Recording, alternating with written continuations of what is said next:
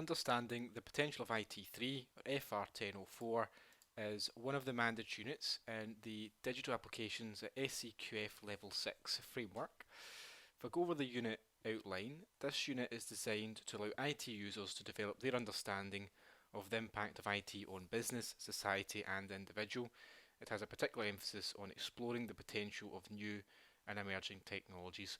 So this unit is a knowledge-based unit. There is no performance criteria within this. It entirely comprises of knowledge. It's particularly about getting learners to understand why technology is better, why it's more efficient, what does technology offer to businesses, to individuals, to organisations, and what are some of the issues that are relevant around the use of technology, and exploring these ideas in the context of your work and your working environment. There is 4 learning outcomes for this unit. The first is understand how IT is transforming business and industry. So that's understanding the changes to business and industry that technology is having upon them. The second is then understanding the impact of the internet and mobile communications on society and individual. The difference between those two there is mostly that the first outcome is specific to business and industry, the second outcome is specific to society and individual. Third outcome is understand how IT is used in an organisation, so that's more of the practical application. The first one's more about the potential, more generically for business and industry. Outcome 3 is how is that applied in an organisation, and then outcome 4, understand the effect of introducing new IT tools and systems into an organisation. So what is some of the thought process that should be taking place to introduce new IT tools and systems and to make best use of their features.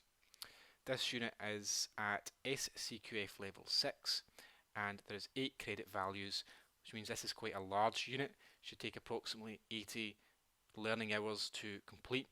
That includes the time it takes to learn to understand the knowledge, to apply it in the workplace and to conduct and take part in the assessments. So let's start with the first outcome and look at the first point. So transforming data management and business processes. IT, computers, drastically change business processes. Many of these business processes would be significantly more time consuming and inaccurate if they were done using analog methods. If you think what it would have been like 30, 40 years ago, before computers were cheap and freely available, all the business processes that you do would have to have been done using a paper-based system, essentially. A system where it is a physical paper document. There is really only one of them unless you make copies, but if you update the original, the others don't get updated. You just have to shred them all and recopy them. They don't have to be filed in a filing cabinet. To find records, you'd have to have index cards, and you'd have to sort them all alphabetically or with codes. You'd have to have index cards to find out where the codes are, and for doing cross-referencing, you couldn't simply perform a search function. So these are examples of how a computer has changed and transformed business processes, and it could help to think about the most common business processes which you perform in your role, and think what would that be like if computers weren't available? How would we, or how would the organisation, or how would I perform these tasks if I couldn't use a computer? Think about how complicated it would be to keep track of all this information. A business process is a structured set of steps that you follow the same way each time you need to complete a task. So this is just to get you to understand what a business process is and how IT and how computers affect your business processes. So think about a business process such as invoicing. So every time an invoice is processed in your business, it's done by completing the same steps in the same order. That makes it a business process. So essentially anything that you do that's a task, but you've been shown it's the same steps you need to do, it's done in a standardised way, and you just repeat that same process over and over again. That is what we call a business process. And this question is really looking to get you to understand how IT can help people deal with data. So for example, files, financial information, other details, contact details, addresses, customer account numbers. How can computers help deal with all that information? How can IT help people to do tasks that businesses need to be able to function? And when you're looking at this question, you want to try and have it sort of at the same time when you're putting this question in, this knowledge, you want to be able to have it in the context of your workplace. So how do you use IT to deal with data to do your work daily? So think about how you complete a business process, and think about how completing that process on a computer is more effective than doing it without one. So we think about invoicing. If invoicing was entirely paper based, it would require the invoice to be posted out. It would require you to get the mail. It'd be delayed rather than email. An email takes seconds. Postage is more expensive, and it takes a number of days to get to you. You'd have to open it up, and you'd have to get a book, and you'd have to find the right page in the right book, and you'd have to get a pen and write in the date, the amount, the VAT details, description of what the invoice is for. You'd have to total up at the bottom of each page the totals, the running totals for your accounts. When you change to the next page, you have to write the top, balance carried over from the previous page, and then any other invoices, any other financial information you're putting into that paper-based ledger, you'd have to physically get a pen, write it all down. If something was to happen to that one book, all that information would be lost. It's not going to be backed up. You're not going to have extra copies of it. You've just got that book. So if there's a fire, if there's a flood, if it's lost, if it's stolen, if it's been put in a bag and you've left your bag in the train, that information is gone. Whereas on a computer it would be backed up. It's also a lot slower, and it's incredibly slow to look up the information. Say you had a reason you had to look up one particular invoice.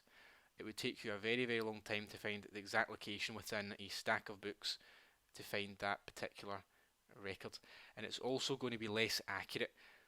There's always human error with these things, particularly when it comes to adding up the invoice amounts, totaling at the bottom of the page and carrying over to the next page. A small error on that will have a massive impact when it comes to the end of the ledger, and that can build up over time, so that information is going to be less accurate. So for a business process which you complete, have a think about what it'd be like to complete that task without the use of a computer or without the use of computer software. So computers do change, they do transform, and they improve significantly a number of business processes. So let's look at some advantages. So you get better customer service. Customers are happier because you can find information quicker. You can identify problems before they occur. You can find information that's relevant to your customer quicker. It saves time printing, it saves time on data processing, and it increases the accuracy of the data that you're putting in there. Copying and pasting information that's in a PDF onto your accounting software is a lot quicker than finding the right book, getting to the right page, getting an invoice that's been posted to you. It takes a lot longer to do that, and it's more accurate, like we already mentioned. You can have automated sorting and filtering of data. So if you're looking for particular information, it's a lot easier to sort it. So think about an Excel spreadsheet. You can select on the headers, click sort. You can sort alphabetically, or you could sort by numerical value, so highest to lowest or lowest to highest. You could also filter, and that would remove any of the rows which you wouldn't be interested in looking at, so you can find information that's relevant. And you could also select Control F and find, just type in a keyword and it will highlight all the areas that keyword is on the document, on the spreadsheet. So these tools can drastically increase the time it takes to find information, to look it up. You also have automated routines and scheduling when you use computer applications. There's a lot of processes which are automated so that you no longer have to do yourself. The computer does it for you. It's an automated process.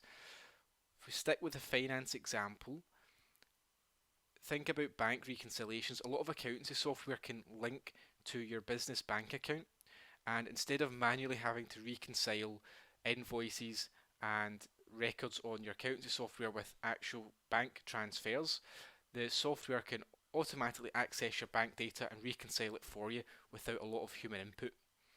Human input is really just checking that it's been done properly and looking at any exceptions, anything the computer couldn't sort out. So there's a lot of processes automated as well. Things such as when you create a new account, our customers automatically sent an email to welcome them in. Automated routines that would send out communications at certain times.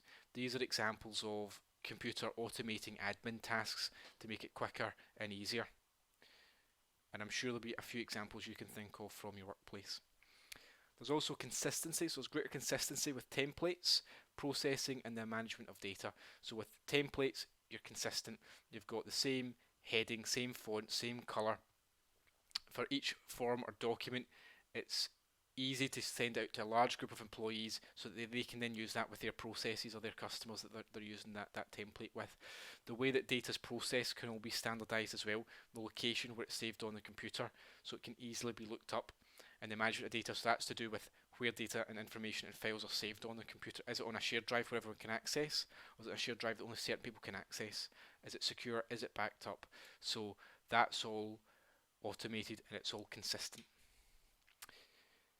There's the efficiency and effectiveness of processes, so it's quite simply, it speeds them up, it's more efficient, and it takes less people to perform the same task with a computer because of these advanced tools, because you're not dealing with paper that can be lost and inaccurate, and it takes longer to get to you. Helps with change management. You can easily manipulate the use of data, so if you've got a spreadsheet, you created it for a particular purpose, you might be looking to find out something else, you realise the data's all on the spreadsheet, I can very quickly change that information, I can very quickly change the template, and that information is still useful for me. So if we think about, if you make a template for tracking sales perhaps, and it turns out that you are asked to complete that template in a standardized form, you're very easy to copy and paste columns about. It's very easy to add in data from somewhere else and just paste it in. Whereas if that was a paper-based table, you'd have to completely start again and write it all up. You can easily change, put formulas in to do calculations. You can easily change bar graphs to pie charts quite quickly. So you can change the way that information looks on a computer very quickly compared to doing it using more manual processes. You can also increase output and streamline processes. Think about scheduling perhaps. This could be an example where the process has been streamlined. Rather than having to use a phone to contact people to work out if they're all free, you can very quickly send a diary invite and people can respond as to whether they're available or not. And you can also keep track of who's accepted and who's declined the invite. Within an organisation, you can also share your calendar, and potentially that saves a lot of back and forth to people not being available. You can see their calendars, you can work out a time where everyone's free, and you can send an invite for that time. That is streamlined that process. That could take a few minutes to create an invite with 200 people. If you were to create an invite with 200 people, phoning them up, asking when everyone's free, and then going back to them with a suitable time, that would take far longer. There's also a cost saving. Using computers is cheaper. Computer equipment is expensive. The price has fallen dramatically over the past 10 years, but that is nothing towards the cost of keeping that amount of data that is required in the 21st century running a business in filing cabinets. The space that takes up, that requires a lot of rent to take up the space. Space is expensive, whereas you could have a massive warehouse of files kept on a device the size of a phone or a USB drive or on a computer hard drive, and that's a lot of space, a lot of rent that's saved because it's on a computer. So there are massive cost savings, although computer equipment themselves might be quite expensive. When you compare it to not using a computer, it's actually a lot cheaper most of the time. And also the cost in labour and people's wages. If you imagine how slow these business processes would be if you have to do it paper based, then the cost savings in having to pay people to complete that process manually is a lot less than the computer equipment and also the software licenses you need to run. You've got resource savings, so you can do more with less resources, less equipment, and you've got quality and quantity improvements. You can produce more and you can produce at higher standards, it's more accurate. You've got job satisfaction, people are a lot happier when they're using a computer to complete tasks. So let's have a think about environmental issues now around using IT equipment. So there should be some considerations in the workplace towards IT issues, and typically people's minds will first go to things such as double-sided printing to save paper. You'd want to email instead of printing. You'd maybe use a PowerPoint slide instead of printing. So instead of printing a notice board, maybe you'd have a TV with going through a PowerPoint slide, or you'd maybe just email out to people if you don't want the TV on all the time. You could put your computer to sleep while you're away for long periods of time, so it saves energy. So these are all things you can do to to take into consideration environmental issues when you use equipment, to save energy, to save equipment, to reduce energy conservation, to reduce the use of energy. Video calls is a great one. This is a good example of how IT can help improve the environment because it saves travel, and when you travel, that consumes energy and generates pollution.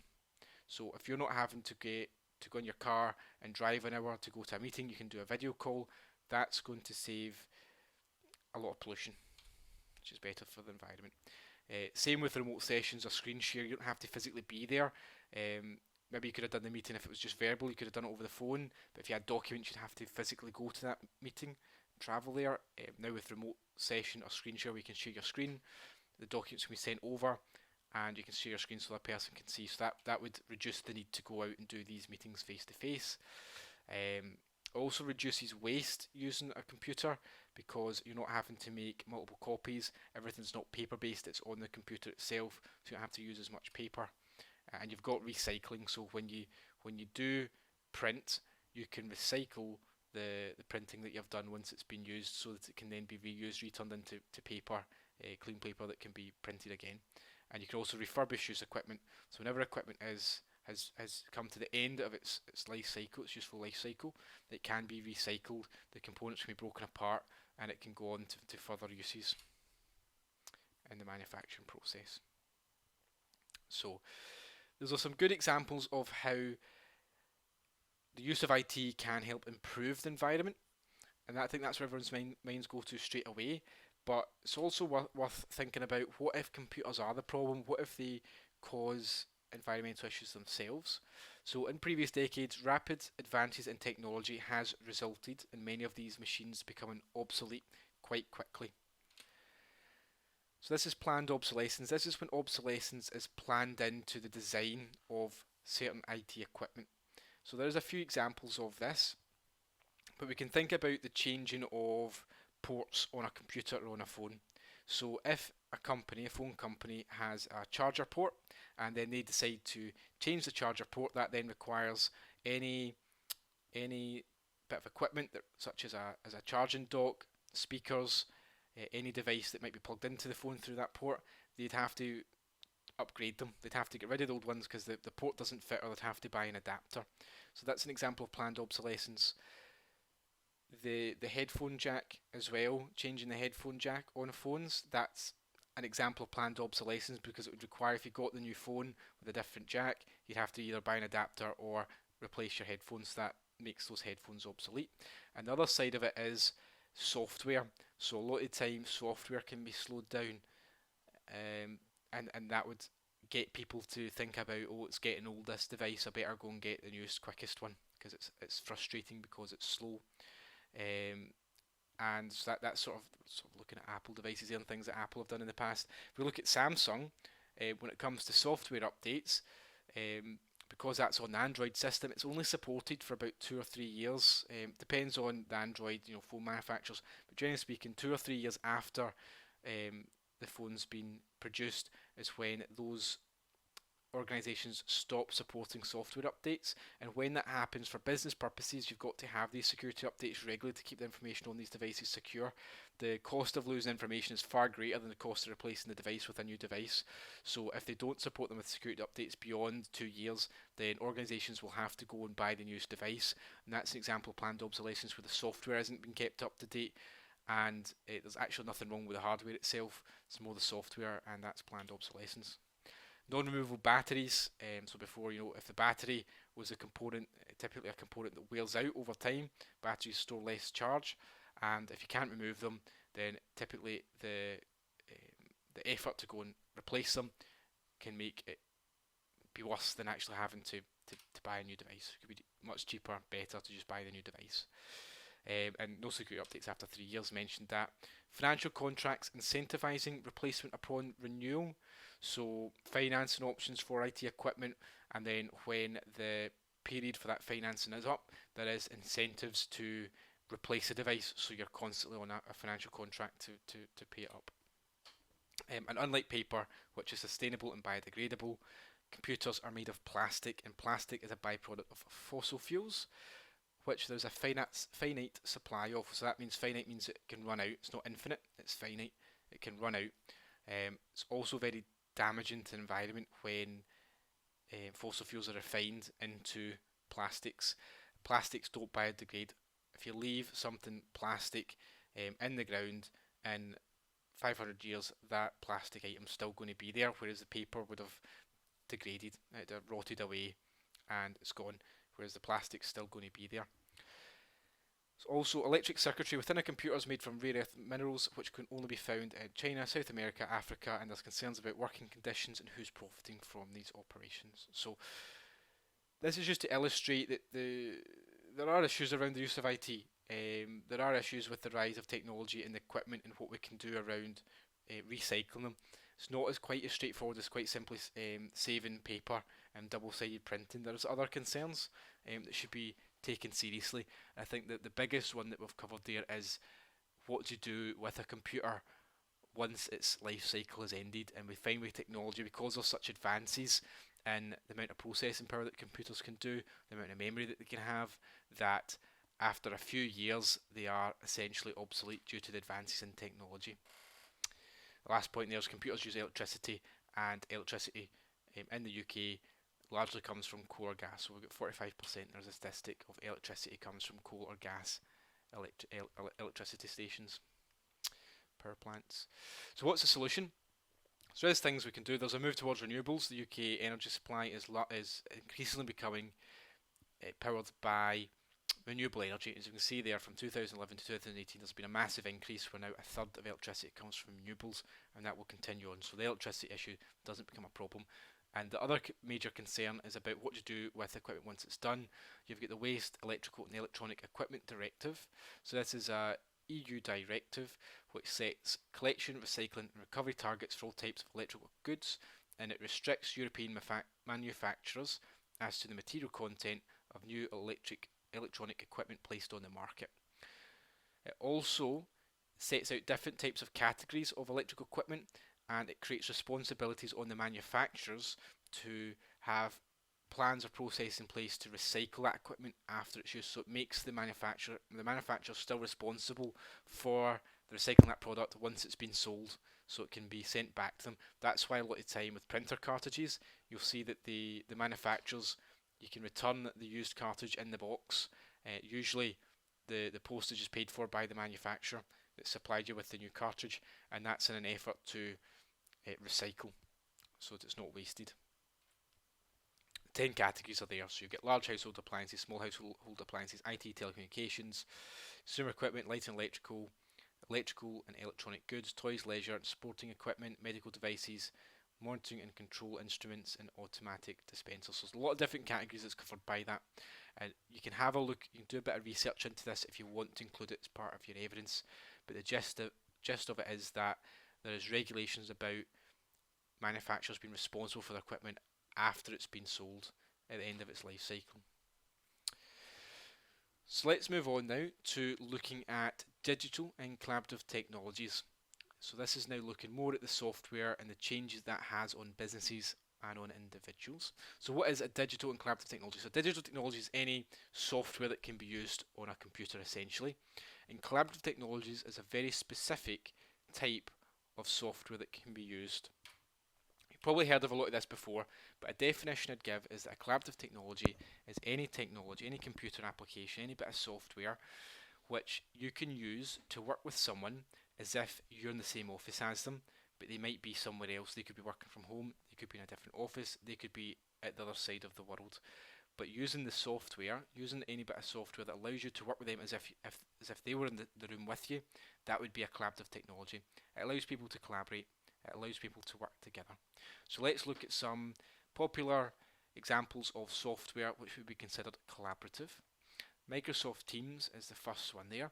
Microsoft Teams is what Microsoft has developed Skype into, and they've expanded its functionality beyond video calls and screen share into allowing people to share files, allowing them to save them in the same place, allowing them to comment and work on the files at the same place, and it integrates with a number of different applications such as SharePoint and Azure, and there's also a lot of third-party apps that can be included as part of this. So there's a lot of it's a one-stop place where you can find all of your productivity tools, all of your calendars. You can work as part of a team. You can have sub-channels. You can make posts, and you can find all of your files on there because it syncs with SharePoint. You've got OneDrive. OneDrive is another Microsoft technology which allows you to save files on the cloud. Cloud is essentially a server which is owned by another company, and they basically rent out the space on that server to you.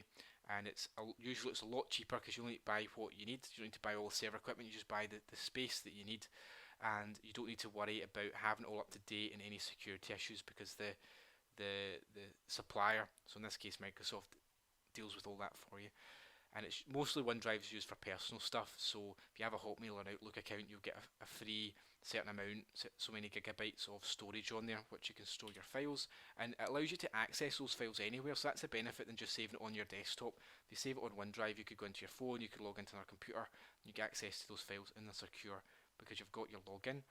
We've got Gmail, so that's Google, and it's just an email system. You've also got Google Calendar as well. We've also got Google Drive, which is about to come up, which is the same as OneDrive. Trello is similar to Microsoft Teams. Dropbox, same as OneDrive. Cisco Jabber, which is an instant messaging tool for businesses who have Cisco phones or telecommunication systems. Got Facebook Messenger, which is an instant message tool. Slack, similar to Trello and Teams. Google Drive, similar to OneDrive and to Dropbox. It's a facility for storing files, saving files on the cloud. You've got WhatsApp for Business as well. So these are examples of different tools. Have a think about the tools which you use in the workplace, and think about how those tools would impact your role, how it makes your business processes more efficient, and how it increases working together. So what is the impact of these collaborative technologies on business? Well, let's have a look at some implications and benefits. So you've got flexible working, and it can overcome communication barriers. So that's two things. So flexible working, that means you can work from home. That means you can use this technology to work from different locations. You could do it on the move because you've got a smartphone. You can set up your 4G hotspot, and you can connect to the internet on your laptop, and you can use this technology to work with other people as you're on the go. You don't actually have to be in a building to connect and to work with other people. You're not tied down. You can also overcome communication barriers because rather than just having a phone call, you can have a video call. And if you're explaining something complicated, you want to share your screen and show them a file or a graph or some sort of diagram, then you can do that as well.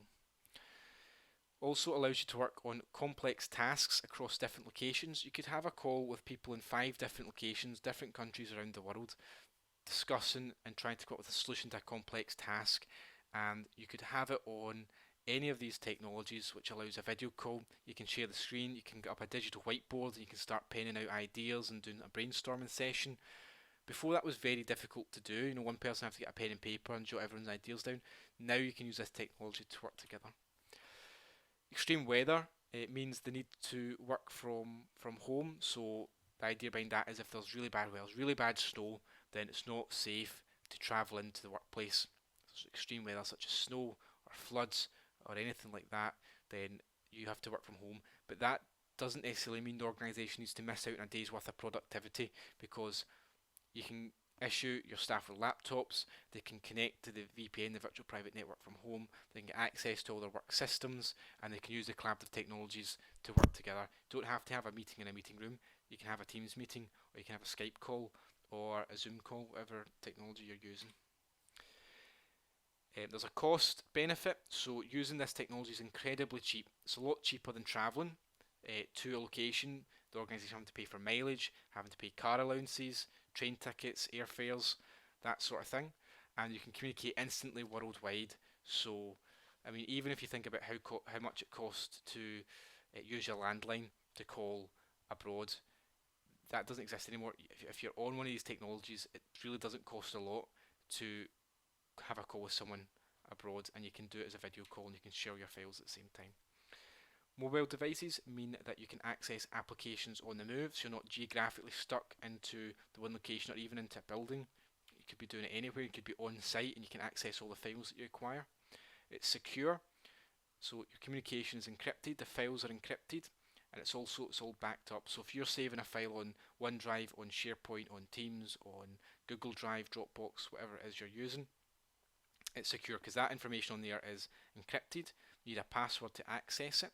Sometimes we've got two-factor authentication, which is where, like if you've got any social media accounts and you have to put your password in and it sends you a text with a code and you put the code in, that's two-factor authentication, because even if someone got your password, they still couldn't get access to your account because they need your phone to get that text.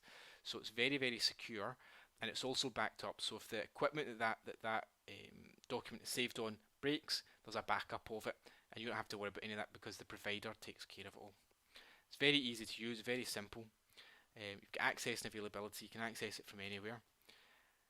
When you're answering this question, make sure you're relating this stuff to your workplace. We don't want to know the theory of this, we want to know how this technology has supported your business, how it's improved your business, what impact has it had on your business. So while we're going through lots of different examples, have a think about the technology you use, have a think about these implication benefits, and see how that would apply to your role in your organisation. Transforming personal and social communication and interaction. So how does the use of IT, how does the use of computer equipment, mobile phones, transform personal and social communication and interaction? So firstly, it makes organisations more accessible. You as a consumer, as a customer, can contact organisations a lot easier and a lot quicker. Think of the last time that you purchased something and you had an issue with it. How quick was it to get in contact with the organisation? You've got a number of different ways. Before you had to maybe phone them up or write a letter, but now you can go onto one of a number of different social media platforms. You go onto their Facebook account, you go onto their Instagram account, you can send them a direct message, and they have customer service people ready to respond to your inquiries. So they're more accessible than ever.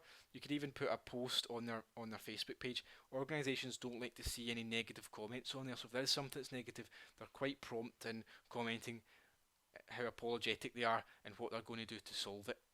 And the other side of that is, when it comes to social media as well, is that they're very responsive to social media trends too.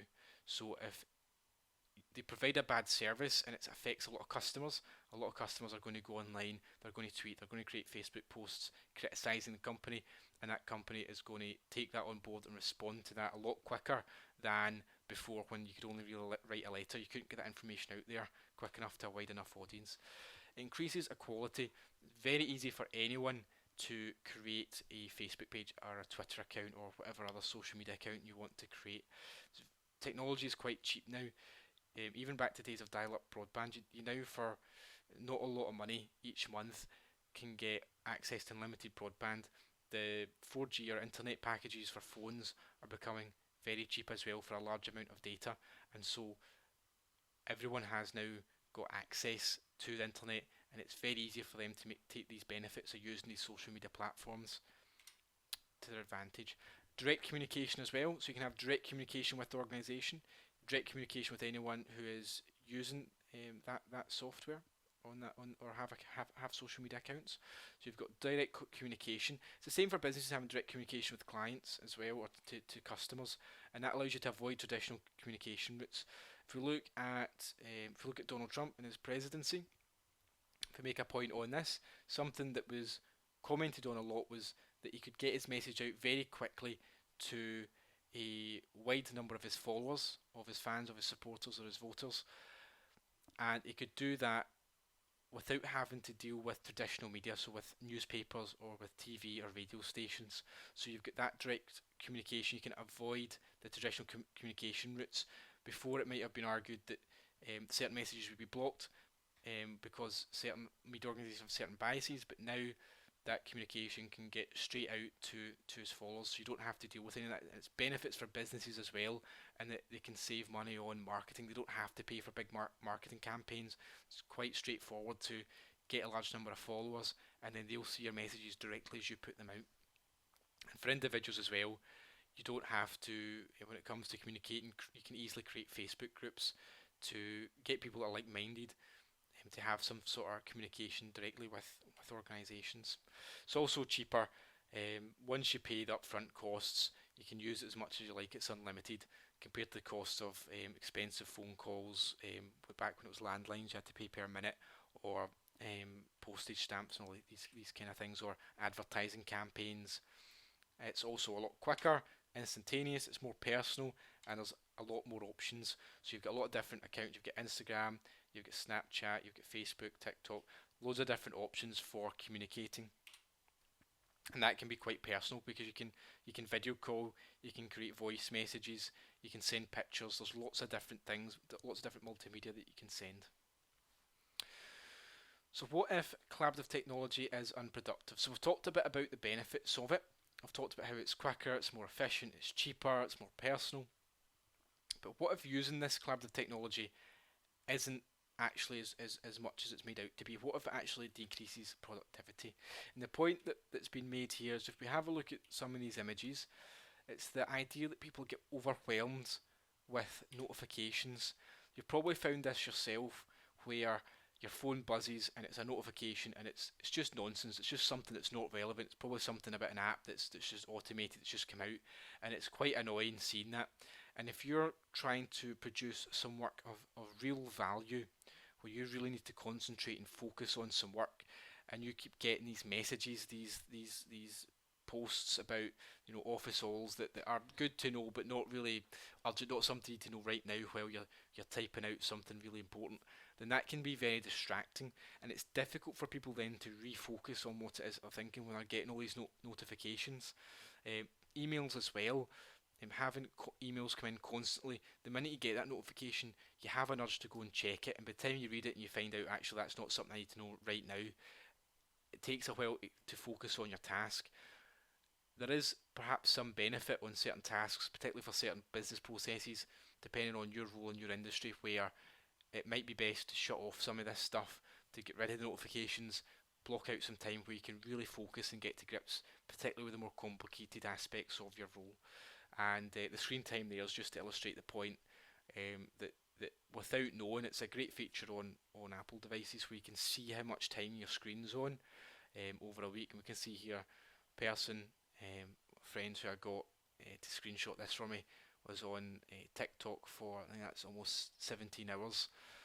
And it just goes to show you how much time people are using and getting distracted by these notifications, so it can have an impact on productivity. What's the barriers to the adaptation of digital technology? So technology is brilliant if you can use it. Okay, it's absolutely brilliant, but sometimes there are barriers. So what are the barriers? And it's important to understand this when you're working to say, okay, technology is brilliant, but what is its limits, and what could we potentially do to ensure that we overcome any obstacles or barriers to using it? So what are the barriers? First one could be the lack of training. You could have software that does a lot of amazing things. It automates tasks, saves you time, and improves just your general working environment. But if you haven't been trained in how to use it, if it's new software and you've been said, right, there you are, crack on with it, just figure it out, mess about with it and see how you go on, you're never going to be able to make best advantage of all the features that's on there. So lack of training is a real barrier. And also, if you're not confident, we assume that everyone's confident using technology, but there are people who are a bit intimidated by it and wouldn't like to just start messing about in case they click the wrong button, makes them look a bit silly, or it affects something, it maybe deletes something accidentally. Some people don't really like to mess about and figure out for themselves, so lack of training would be a real barrier. You've also got buy-in. So this is about the confidence that people have in technology. So think about a new technology that's come out. If people don't buy into it, then they're never going to use it, they're never going to support it. They'll keep doing it the way they've always done it. So think about maybe an office where you've got people who have worked in there for decades, and they've always, the type of business is, maybe it's a small business where they've always done the same process on it as a paper-based process, and they put the files in a filing cabinet and they know what they're doing, and that's just the process as it's always been for decades. And then they've introduced a new technology. So rather than keeping all these customer records in a filing cabinet, it's going digital. You've got a database system. You can search up the customer name, find all the details about the customer, what they've ordered, when they ordered it, how much they owe, and all their information, any communication you've had with them. That would really improve that process. But if that person feels that that process, that change has been implied upon them, and they have that attitude of, well, it's always been that way, so what's the change for now? It's always worked, let's not change it. It's risky, might not work. I like it doing it this way, this is the way I've always done it, that attitude will mean that they will be less likely, and you'll probably find that they'll still, as much as they will probably have to use the software to a certain extent, you'll find them with their notebooks and their pens and paper and their files about their desk. And so that would prevent them from making best use of the technology. You've got communication as well. So if the change or the technology is not being well communicated to you, then you're not going to use it. You're not going to understand what it's for, what the benefits are of it, and so that would be a barrier. Actually, not even knowing that it's something you can do. I've been in organisations where there's been tools, digital tools, software on the computer that can really help, but people just didn't even know it was there, and they just never went to look for it because it hadn't been communicated out. We've got this new software, this new tool. An example of that was Microsoft Booking. So there was an organisation, and a lot of what they did was to book appointments with people, and it was a lot of, are you available this time? No, I'm not. When are you free? And a lot of, I'm not available, can we change your appointment to next week? And then a lot of back and forth around, oh, I'm not available that time, is this time suitable? And the organisation actually had a tool, Microsoft Bookings, which allowed you to set up a calendar. It automatically checked when you weren't free, and for the customer, they could then go onto this little online portal, very simple, and they could see what times you're free at, click it and book an appointment. But nobody actually knew about it because it was never communicated out, and so everyone was wasting their time with all these emails back and forth arranging times. Barriers to technology, so we've got health and safety concerns. So if people have got concerns around health and safety, they're going to avoid using it. And that depends what the technology is, particularly around remote technology, mobile technology as well. Disabilities, so there's people can have disabilities which could impact their either their confidence or their physical ability to use technology. Now, that being said, there is a lot of tools out there which can be used to help minimise that effect, and that's perhaps something that's worth commenting on. If you go into your settings on your computer system, you'll find there's accessibility options, and on there you can change a lot of settings, particularly if there's someone that's got some disabilities, to make that computer suitable to them. So if someone is visually impaired, then in these settings you can get tools, or you can install software which can read out information that's on the screen, and in that way they can still use the computer. Or if they can't hear well and their role involves using audio software, or having to listen to things and type it up, then there's software there that can transcribe that into text which appears on the screen. Colour issues with sort of visual impairments around colour, you can change fonts, you can inverse the colours so it's darker, you have darker themes. There's a lot of technology on there that can help improve the situation for people who have disabilities, and that's something that's worth commenting on as well.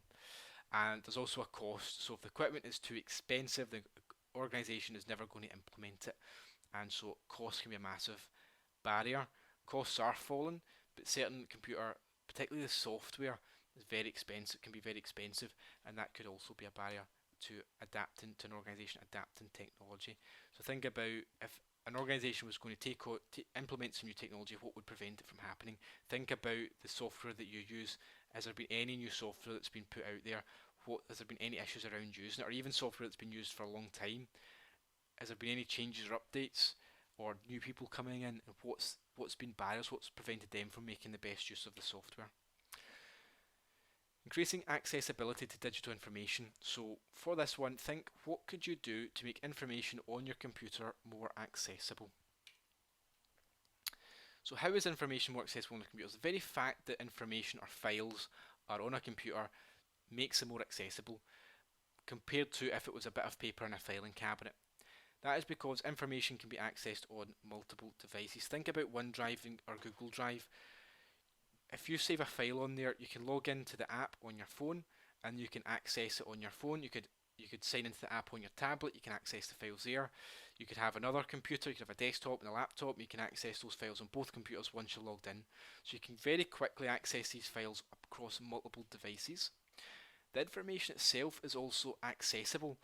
If you create a file, you put in 200 word documents, and it's forms of applications, or it could be any forms, but let's just say they're applications, and you want to find an application which contains a specific keyword, a specific bit of information, you can actually select the search bar and it will search within the Word document, and it will return results which show all the files that have those sort of keywords within them. So you can search very quickly through a large pile of documents. If that was paper based, you'd have to read through them one by one. It'd take a very long time, and so that's more accessible because you can find that information a lot quicker.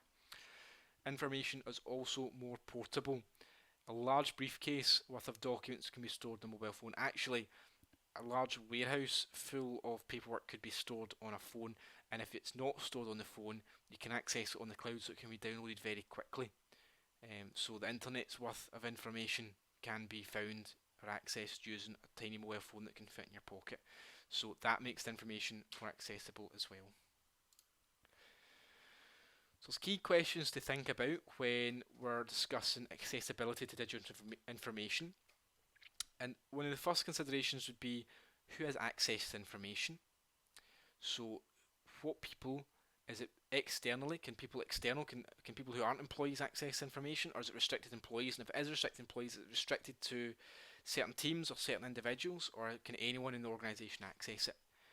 And that's going to tie into what is information and who actually needs to access it. And if there's not a need to access it, if it's confidential, then it's only going to be the people that actually are required to see that information, and there'll be settings set up so that only people with the right username and logins can access that. And how do those people actually go about accessing information? So that ties into your information management policy. Your information management policy, or your IT access policy, that outlines key things such as we've got them here. Can you access your work emails on a personal mobile phone? Some organisations allow it, some organisations say that's not allowed because of confidentiality. There is new tools out there now, such as Microsoft Intune, which means you've got bring your own device, BYOD, so that rather than being issued with a work phone and a personal phone, you can use your personal phone. And software like Microsoft Intune means that the work applications are sort of separate. They're in a separate part of your phone, and that way they're secure. You can't copy and paste things out of it or into it, so that your work information is secure, so you can use it on a personal device. But some organisations don't make the best use of that, and say it's simpler just to say work device, and you can only access it on a work device. If you don't need a mobile phone, you won't have one, and in that way you can only ever access it on your work computer. There'll be certain procedures around can you access your work systems on a personal laptop, or can it only be your work laptop, your work device? Is it possible to access your work systems out with your physical office? So if you don't have a laptop, you've only got a desktop, you don't have a mobile phone, you're not going to be able to access your work systems out with the actual office itself. If you've got a laptop, even then there can be rules about you've got to be connected. You've got to either have the physical Ethernet plug-in to your work network, or you've got to be connected to the Wi-Fi to access these work systems. And other organisations allow you to connect to what's called a virtual private network, so that's where you can access it from home or from a coffee shop or wherever else, and it's a direct link into your work network and it's secure. So that would allow you to access your work devices from your work laptop out with the office itself. So this is what it means by how do you access the information in your information management policy. This is a key question. If it is accessible, there's a lot of questions around when can I use it, what devices can I use it on, who can use it. And so when you're answering this question, relate this very strongly to what your organisation's policies are, and if you don't know them, look them up, ask them, contact your manager, contact your IT team, say what is that policy, how does it affect me, what are the rules, and that can help you answer your question. So yeah, you can access all this information because it's on a device, you can access multiple devices, but my organisation's rules are, I can use it on a work device and use it on a work mobile, but I can't use it on my personal mobile. Access privileges, so that's about who can access information. Not everyone can access all information on the system, so even think about your database system that you use. Say it's a CRM system, you can't look up every bit of information about every customer that your organisation deals with. You'll only be able to access the information for the accounts that you've been assigned, for the customers you've been assigned, and that's to keep the information private. Naming structure, so that's how files are named. Usually if you've got a process that involves filling out documents, there'll be a certain naming structure that has to be applied. So maybe it's like the date and then the customer name and then a code or what it is. And that way when you store it in a folder, it's very easy to find the exact file you're looking for, and other people can find it as well. So if everyone had a different name and structure, it'd be very confusing to find the files that you need. External access, so that's where you can access it externally from your business. Talked about that with personal devices. And USB access, so that's another one. That's another thing that might be in your information management policy. Some IT departments can disable the use of using USB memory sticks or external hard drives with your work computer to prevent copying a large amount of files onto a USB drive and then taking them wherever and publishing them. Or if you're leaving, you're going to go work with a competitor, seeing a lot of information about customers. So when you go to your new job at a competitor, you can start contacting them to try and take away the business. So IT departments can disable USB access. So that's another thing that could be done. And you think about internal, external, and if it's external, that's going to be published on your website. It's going to be dealt with by your marketing team largely. Internals, all the database stuff, the files that we've been mentioning. The movement and transfer of information. So this question is probably the hardest question for this unit. So I'm going to spend a good bit of time explaining it and breaking it down. So let's break down this question. So this question is, describe a key technology enabled business process that you follow in your organisation. Describe how it's carried out and how the information flows. So a key technology enabled business process. So it's a business process. So that is a task where you follow the same steps in the same order each time. So for example, invoicing on the computer. Think about the business process that you do often. There's 3 sections to answer. Just before I go on to that, I'm going to finish explaining that first point there. So key technology, so we've discussed business process. Key technology enabled, everything you do as part of your role is key. It's essential, it's your job, it's important. If it wasn't important, you wouldn't be doing it. So that's what key means. And technology enabled simply means it's on the computer. So it's basically a business process which you do on the computer. So don't get too bogged down with that jargon. So think about a business process which you do most often. There's going to be 3 sections to your answer. So the first part of your answer, first part of your evidence, if it's written, or even if it's verbal, if it's discussion, you're going to be looking at what happens before it comes to you. Think about that business process you do most often, and think about what happens before it comes to you. Who fills it out? What is the document? Where does it come from? How is it sent to you? Is a document or file emailed to you? Is it put in a shared drive? Is it just done on a database system? And how do you know then when to start the process, when to do your part of it? The second part is the process which you carry out. So you would then receive the document, the information, the file, and you then process it on the computer. You do something with it. You want to talk about what your process is and what the steps are that you do, and why it's explain why is it processed on the computer. And then 3, the next stages. So what happens once you've processed it? You're processing that for a reason. You don't just put that onto the system and it's never looked at again. There's a reason that information needs to be done in that way. So someone will need to look at it to do their job to do the next stage. So who is it that looks at the information once you've processed it or after you've done it? Why do they look at it? What do they need that information for? So think about what happens, because this is about the movement of information through the stages. So you explain the information, comes from a customer, sent to me this way, I put it onto this system, and then once I've done that, my manager runs a report and looks at it, and you can see how that information changes and moves through the process on the computer. So let's use an example. So let's say customer makes a purchase. So this is going to be, I believe, invoicing again. Sales rep, so contact the sales rep, salesperson creates an invoice on the CRM system. The accounts assistant would then go onto the CRM system. They'd take out all of the invoices and they'd get it onto their accountancy software. So they'd then process that invoice onto their accountancy software. The credit control assistant then notices, runs a report and says actually that customer hasn't paid their invoice, and then they can contact the customer to chase up the late payment. And at the end of the month, the accounts supervisor creates a month-end report and reconciles the payments. So they make sure the payments add up, all the invoices add up, they've all been paid into the bank, and they can then add that final total onto their record of each month's revenue.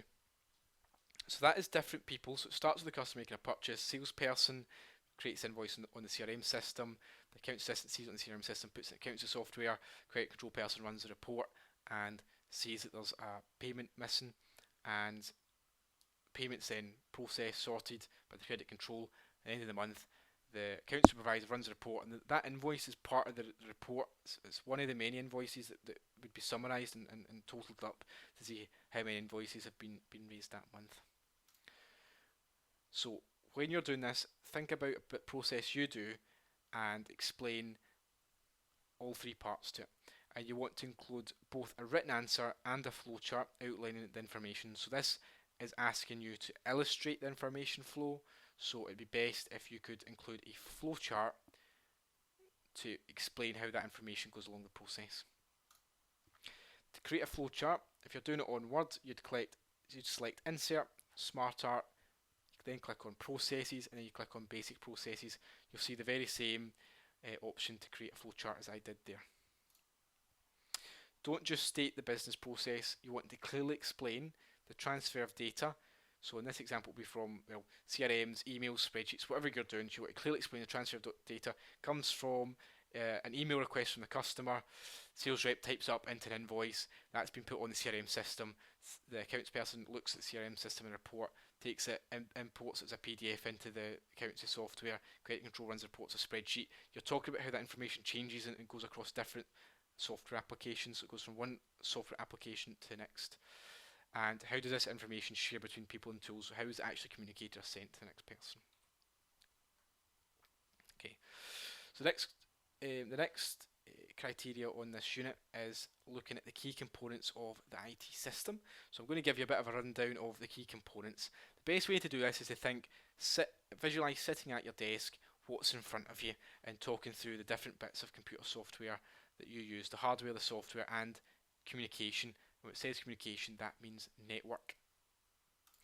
So let's start. You've got your computer, you've got your monitor, so you can see information visually.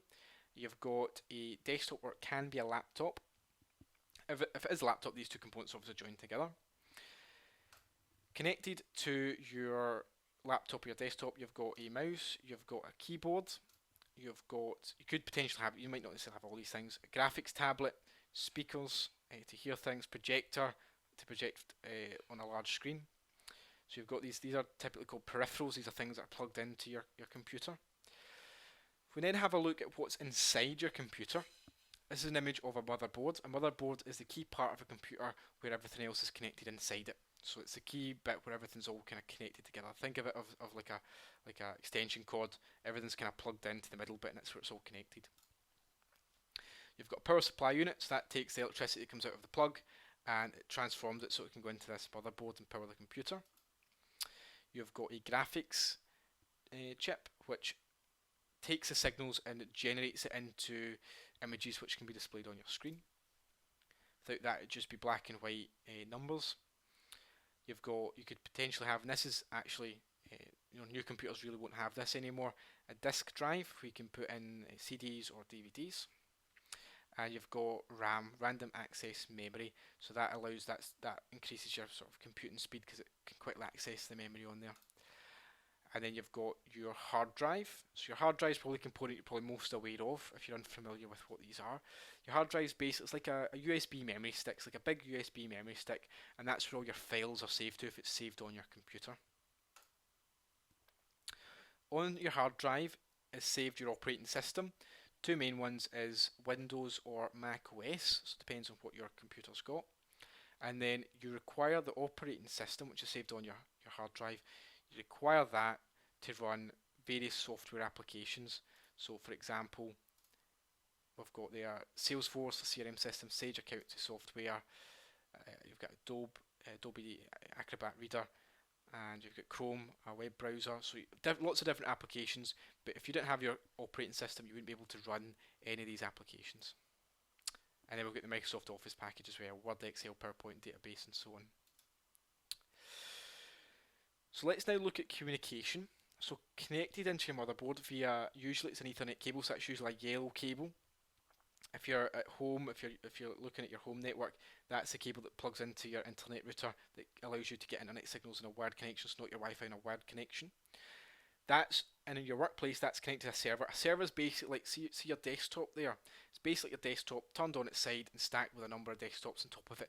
They don't have a monitor, they don't have a keyboard, and it's basically used for saving a lot of files, software onto, that can be accessed by different computers. So if your team has 10 people, 10 computers, you want people to have access to all the files. So you would just save it on your machine that only you can access. You'd save it on the server, which is basically a big stack of computers, so that's connected to all the different computers, all 10 computers in your team, so that everyone in your team can access it. And the cloud is essentially that server, but it's in a different location, and you connect it over the internet, and it's owned by someone else, and you basically just rent space on it. Connected to your server is going to be any networked up devices. So a networked device is any device which is accessed through your network, and a lot of time in an office it's going to be your printers, scanners, those sorts of things, because there's no point, why buy 100 printers and 100 scanners for an office with 100 people when you could just buy the one, and all the computers can access it over the network. Okay, an internet router is connected to your server. If you're just at home, you'd be connected straight from your desktop to your router, and your router is a bit of hardware which changes the signals and allows you to connect to the internet. So that's the web. So you can connect to the internet through your router. So these are the different components of the IT system, giving you a wee bit of a description for each of them, and I've explained how they're all connected and how they'll relate. So you answer, make sure not just explain what they are, but talk about how they're related, and ensure you talk about hardware, you talk about software, and you talk about communications. Don't miss out on any one component. So this, we're now looking at how technology creates organisational success. So how does technology create organisational success? The use of specialist software creates success for a business. Success can mean different things for different organisations, and success will also be different for different people within the same organisation. So how does software help you achieve success? You want to make this very personal to you, so we will use an example, but remember, we want to make this very personal to you. Use it in the context of your work. Your answer should be in the context of your work and how the software which you use creates organisational success. But I'll use this wee example to illustrate what we're discussing here. So success for my business, so this is an example, is providing outstanding customer service to encourage cross-selling, so that's selling different services to the same customer, and repeat business, so the customer's coming back over and over again. That is success because your business is getting more revenue. My organisation uses Salesforce, which is a CRM system, so it keeps track of all customer communication, all their records, their contact details, and what products and services they've ordered previously, to keep track of all the interaction with customers. So this would allow me to, as a wee space, you can put in all the benefits that would allow you to do. So it'd allow you to analyse what the customers bought previously. You can see that they haven't spent as much with you as they did in the past 6 months, so you know there's probably an opportunity there for them to spend that money with you again, so you'd want to go and contact them. Using this software would then allow me to create success for my business, because then you put the reasons why.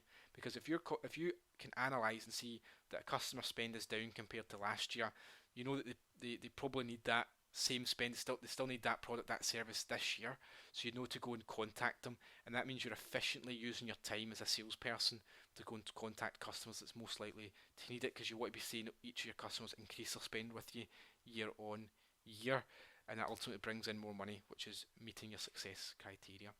So again, CRM system, tracks sales, interaction with customer journey, customer service satisfaction. We're looking at different software here now. So that was a sort of example in the structure. The key step to answering this question is to first of all define what success is for your organisation. It's going to be different. So first of all, say, what is success for your organisation? Okay, that is what success is. Right, what's the software that I use? And then you want to link the two bits together. How does that software, once you've explained what it is and what it does, how does that software create that success for you? So we look at different systems. So CRM systems, we've covered that already. Accountancy. So accountancy software allows businesses to plan and update budgets, control invoices, complete payroll efficiently and accurately, accrue financial statements. You can do management accountancy, which is basically budgeting, so you can work out what the budget is, and you can track to make sure your organisation is on track to meet its budget. Warehouse order management, so it can improve the efficiency of warehouses, including process, labour, space, materials orders, particularly space, because space is money, it's rent, so you can efficiently, you know what's selling, what's not selling, you know when demand increases, maybe at certain times of the year, so you know to get more of that product into your warehouse. And you can quickly and efficiently manage the people that are working there, and you can plan routes for people that are going around the warehouse picking up items to package and send out. their route can actually be efficient because it can combine a lot of different orders into an efficient sort of picking route. Project management software, so that would allow you to control, organise and control and organise a complicated project to ensure timescales, finances and quality are controlled, and it allows risks to be managed effectively. HR maintains compliance with employment law, can track annual leave, appraisal, sickness and absence. A lot of that's got to do with compliance. So, like I said, the 3 steps for this is think about the software you use. I went through a couple of examples here. Define what success is for your role, for your organisation. Define what the software is, explain what your software is and what you use it for, and explain how that software meets your definition of success. So, successfully introducing new software. So this criteria is looking for you to understand and to evaluate why, if you're introducing new software, what would increase its likelihood of success. Now this it's in a different outcome from the one we looked at previously. It was about barriers to new technology. So a lot of the time, a lot of the themes and ideas you've used for that statement can be used for this one as well. It's just kind of flipped the other way, essentially. So if something's a barrier to communication, what would you do to overcome that barrier? And that would be something you do to successfully introduce it. So what things would you do to successfully introduce new technology? Think about if your manager sat down and said, I've got a wee project for you to work on. We're going to change the main software that we work on. We're going to change our accounting software. We're going to change our CRM system. And I want you to take the lead in organising the rollout of the new software. What would you do? And what things would you watch out for? So you'd want to watch out for any technical barriers. So perhaps you have got an office full of old computers and the new software you've got only runs on the newest one, I believe the now is Windows 10. So let's say you've got an office full of Windows XPs and this software doesn't run on XP, it runs on Windows 10. Then that's going to be a technological barrier and you're going to have to upgrade all those computers in order for the new software to run. That can potentially throw up more problems because maybe you're using an old tool, depending on your industry, it might be an old tool or an old bit of software on the computer which doesn't run on Windows 10, and I've seen this happen in organisations where they've had to update because security updates and new software, but they work in a bit of a niche environment, they use a very specific tool and there is no updated version for Windows 10, so they're stuck in this hard place where a lot of staff don't really want to upgrade because they'll lose the functionality of this specific tool that they're using. Training as well, so people don't know how to use it, then it's not going to be successful, and you'd want to be thinking, is that provided or is that going to be something that's in-house? So is that something you're going to be provided with when you contact the supplier for the new software? Will they provide training? Will you have to do it in-house? Will you have to pay for it? Trial testing, so you probably, rather than just saying, right, tomorrow we're going to run it, you'd maybe select a few people to do a bit of a trial to see what works. Your business processes are probably going to have to be updated as well. If you think about an accountancy process, it might be that there's an extra box at a certain stage where you're inputting information, so you might have to update the form, the invoice form, to have that information so it's in the right place when you're processing it on the computer. Think about security as well when it comes to this very carefully. Is the software secure? Can people access it properly? Another barrier would be the feedback process. So how do you know it's successful if there's no feedback process? If you introduce a new technology and you don't ask anyone's opinion, was that successful? Is there any issues? You're not going to know. People might just not be telling you. So you want to have some sort of feedback process. So maybe a meeting a week after it's first introduced, and then maybe a month after it's first introduced, to review how successful is the implementation been, or is there further things which we need to do. That could be a meeting. It could also be a questionnaire, interviews, or a meeting. Getting buy-in, confidence. We spoke about this when we were discussing barriers to new technology. You want to have people to buy into it. You want to have people to have confidence. There's a difference between something being imposed upon someone and someone being involved in the process. So imagine if a director came into you, you've been using Sage Accountancy software for a year, you really know how it works, you love it, you find it brilliant to work with, and they're saying, actually, in 2 weeks we're going to change over to Xero accountancy software. You probably would be happy because you feel that change has been imposed upon you. However, if that manager had a meeting with you and the rest of your team in the finance team and said, we're going to be changing softwares for whatever reason, and I'd like to have your input on what Sage does well, the current software, and what it doesn't do well. What additional features would you like to see in the new software? And that way that director could come back a couple of weeks later. It might very well still be the same software he was always planning, or he or she was always planning to roll out, but they can then say, well, look, this new software does all these things that you were asking for it to do, so this is a brilliant way to improve your work and your processes. Communication strategy, how it's actually communicated out, how that change is communicated to people. It's got to be communicated in the right way. People have got to be kept up to date. If people feel like they're missing out, they don't know, other people know more, and it's not up to date, then that's going to have implications for the successful introduction of that new software. And it should be compatible with existing systems. So if the new accounting software doesn't work with the CRM system where all the new sales have been put through, that's not going to work. It's going to create a lot of additional work having to manually take all that information out of the CRM system and put it into the sales system. So it could be about operating systems as well. Right, so this one is looking at a development in computer software. So a development, what it means by development is an update, upgrade, or new software. So it can be any of the three. It could be the same software, just get a bit of an update. It could be an actual upgrade, so the equipment or the software is completely changed, or it could be some brand new software that hasn't been used before.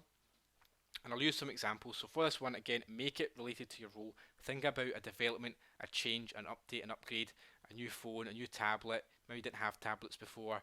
Maybe your CRM system changed, or one of the systems that you use at work has changed. Maybe you didn't use Microsoft Teams before, and now you're using Microsoft Teams, and so you're using emails less. Think about that change in development. So let's have a look at some examples. Some of the changes could be about going from operating systems. So it could be going from Windows XP to Windows 10. Could be going from Microsoft Excel 2007 to Microsoft Excel 2019, or now it's about a date, Microsoft 365. Going from Xero to Sage. Going from Skype to Teams, because Teams now has all the functionality of Skype for Business in it. It could be a mobile phone upgrade where you're getting new hardware as well, or it could just be system security updates. And you want to think about that and understand what that development is and what the impact of that change has had on your organisation using the tools and how it's been rolled out. So you could perform a SWOT analysis. That's a tool for evaluating this, and that could be very helpful. So SWOT analysis, strengths, weaknesses, opportunities and costs. It's where you have a look at what are the strengths of this change, what could be done well, the weaknesses, what could go wrong, what are the things that this software doesn't do as well that the old software used to do a lot better. Opportunities, what can this software do that the other software couldn't do? And the threats, what are the things that could go wrong, what are the issues or concerns that could derail the development or the upgrade. IT security risks. So what are the main risks to IT security? So we'll go through them. You could have inappropriate disclosure of personal information, misuse of images, data loss where data has been deleted, the hardware's been lost, you can't get that information anymore, unwanted or inappropriate content or access, cyberbullying, tasteless or unsuitable personal comments that's been put on maybe Teams or in a work chat, offensive or illegal content, worms, so that is like viruses. Denial service is a type of computer hacking attack. You've got hacking itself where information has been stolen, theft of the data, it's not been lost, it's actually been stolen physically, they've stolen the computer equipment or they've hacked into the computer and they've stolen information that way. You can have accidental deletion or change, that could damage your computer equipment. Phishing, so this is where an email has been sent to you pretending to be from someone such as maybe your manager or a government body, maybe HMRC or something, they're asking for, or your bank, and it's basically fooling you into providing a hacker or criminal with personal information which they can take advantage of, usually for financial gain. Identity theft as well. So these are all risks, these are all things that could go wrong with using a computer. So these are the main risks to IT security, these are the main things that can go wrong, particularly viruses, data theft, data loss. So remember, it's data loss, data theft. Everyone sort of goes straight to data theft, like what happens if someone gets access, particularly with GDPR and data protection. But always think data loss as well. So there's two sides to this, and I'd want you to try and evidence both, ideally. So if that's what can go wrong with equipment, these are all the things that can go wrong, these are all the ways or things that people can use to steal, lose data. What can you do to prevent that from happening? So that would be the control measures. What can you do to prevent data from being lost or stolen? So there's things that are physical that you could do to prevent data from being stolen. So you've got CCTV systems, you've got access control, so that would be keypad key swipe access. You can have a siren procedure, motion lights, walls, fencing, fire suppression equipment. So fire, that's a physical threat to information. So fire suppression equipment that would prevent that threat from, or at least if it happened, it identified that it happened quickly. Surge protectors, so that is if there's an electrical surge, it won't fry the hardware, the computer equipment. Uninterruptible power supply, so that's a power supply that's got a battery or a generator. So if there's a power cut, the battery generator kicks in, the equipment still works. So that would prevent data loss. You know, if it's not been saved, the equipment's not going to go down and you can save it. Preventative digital, so these are things that can happen on the computer, control measures on the computer which can protect information. So strong passwords, two-factor authentication, mentioned that one already, like when you go to sign into Facebook, you put your password in and it also sends you a code, and you type your code in and then that way you can get in. So if someone's got your password, they still can't get access to your account. Antivirus, because that could identify, you might not know your computer's got a virus and it could be hacking information in the background. If you have antivirus, it will flag up the second that you've got it, or at least when it runs its search. File folder permissions, so this is where you set up access, so only certain people can access the folders. Firewalls, that block certain things from coming into the internet or from leaving your computer network and going onto the internet. Security updates, regularly any provider of any software, but if you take a look at operating systems, so let's say Microsoft for Windows, they'll issue out security updates. So that's where hackers have identified that there's a loophole that they can take advantage of to hack access to information. So Microsoft will put out a software update to the computers to prevent that loophole from being able to be accessed by hackers. Encryption, so this is where you're basically coding information as it's being transferred across the internet or to different devices. So think of it as jumbling up all the text. So rather than being able to read an email, it's all jumbled up so you can't actually read it. You've got secure communication, so that's where communication's encrypted on both ends, end-to-end encryption. Think WhatsApp. WhatsApp's got that. Skype, and there's a few other messaging applications which have it, but it's not on by default. And so that's something to check as well. Is it end-to-end encrypted, or is it just encrypted when it's been transferred? Because if it's just encrypted when it's been transferred, that means that the provider, so if it was Skype and it wasn't encrypted, that means that Microsoft or Skype could actually see the communication on their servers. But if it's end-to-end encrypted, the only people who can see it is the person who sent it and the person who's received it. And RAID is basically where you've got 3 hard drives, 3 USB sticks, memory cards, and rather than saving it just on the one, because if you save it on the one it breaks, the information's gone, you save it across the 3. So if one goes, you've got access to it on the other 2. Corrective, so these are corrective control measures.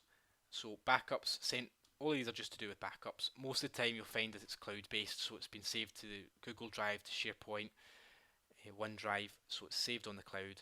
That way it's secure, it's backed up. If that server breaks, Microsoft or Google, they've got another server somewhere with a copy of it, so you'll never lose it. You can have these on site. Your business, your organisation might provide these, and that's maybe something to look into whether they do them. They're all basically variations of the same technique of, is it automatically updated? Is it sent off site? Is it physically each night put on a hard drive and taken to external location? So you want to find out how your organisation does backups, because that means it's corrective, because if you lost data, you could then go to your backup and you wouldn't lose that much information. You'd maybe just lose, the only information you lose is from the time the data of data loss and the time the last backup was made. So each of these factors will include a security procedure which you must follow. Don't expect all of it. All of it won't be relevant to your role. Find out what is relevant to your role and write about that. But there's some ideas of different control measures which are put into place to protect information on your computer systems. And it's not necessarily just on the computer, and it's not just necessarily corrective.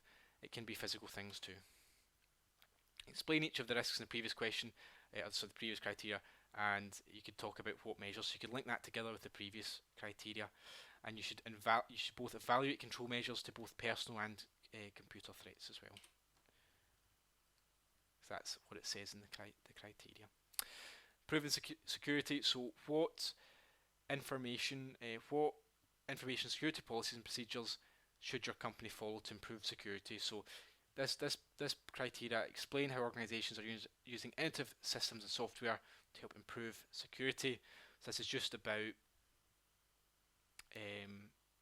procedures and software that you're using that can help increase security. So these are some policies which you might want to include in your evidence. There's also some legislation there which you can look up. GDPR, I think everyone knows about that. That's something you're taught fairly early on when you start a business. The other ones you can have a look and do some research. You've got encryption. So these tools here are all different tools which you can use to encrypt information that you're using. So they're all tools. So you've got BitLocker, encryption keys, SSL certificate, and end-to-end encryption. So end-to-end encryption we talked about, WhatsApp. That means that only you and the person who receives it can see it, so encrypted. SSL certificate, these are certificates to ensure that the connection between, if you're looking up a website online, it's secure, and you'll see there's a wee padlock symbol usually on the address bar, and that shows that the SSL certificate's up to date and that the connection is secure. BitLocker is what's used for sending, is a tool that can be used for sending files across the internet, and you can encrypt the file itself, and then the other person have to have access to BitLocker and they can unencrypt it and access it. Software wise, encryption is probably a wee bit kind of complicated. If you're unfamiliar with it, if it's not relevant to your role, you can avoid it. If it is relevant to your role, you can discuss it. For software, most people should be able to have a look at that one. So that would be security updates. We already mentioned security updates and why they're important. Have an antivirus that can flag up viruses as soon as they're there, as soon as you run the search, and can remove them. You've got admin rights in a shared drive, so that is to ensure that you can set up access privileges, so only the right people can access that information, and there's maybe passwords on it. Passwords again, that is a good tool. Even individual files, you can set passwords on Word documents, and that can be a very useful tool for increasing security. Double two-factor authentication, talked about that a couple of times, and firewall as well, so that protects information or files from coming in to your computer network from the internet or from leaving it as well. Have a think about what your organisation does. Think about the software that you use and think about what implications that has for information security. How does using that software improve the security of your information? It says cyber security, just think security of your information. So thanks for listening to that, and hopefully this helps you when it comes to gathering evidence for the unit FR 1004, understanding the potential of IT.